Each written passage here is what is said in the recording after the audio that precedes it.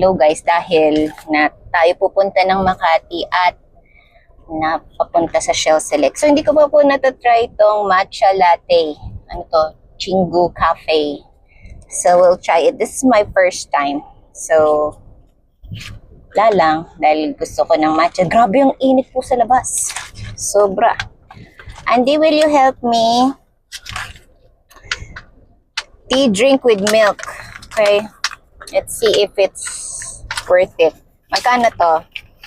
So, this is 88 pesos and then the ice is 25 pesos. Cup with ice. Oo, cup with ice. Ganun ba to lahat? Ganyan. Oh, parang ano lang to. Bolsiko. Ooh.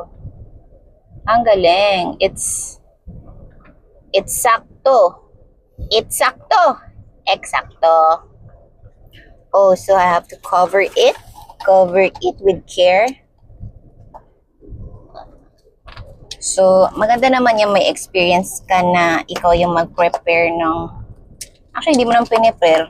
Kasi, I mean, wala lang. Na-experience ko lang maglagay sa cup na makakahirap pala magganito. Dahil hindi ako marunong.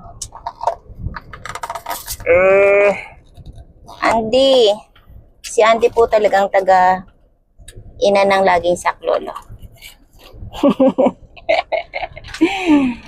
So ngayon ay nasa Shell Select kami sa is it Enlets? Chingu province. Okay. Let's taste it.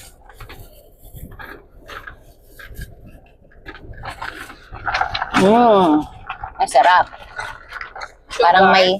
Parang may konting lasang gamot. Ew. Made in Korea. Milk, water, sugar, matcha powder, artificial flavor, sucrose. So for me, it's just 7 out of 10. Thank you.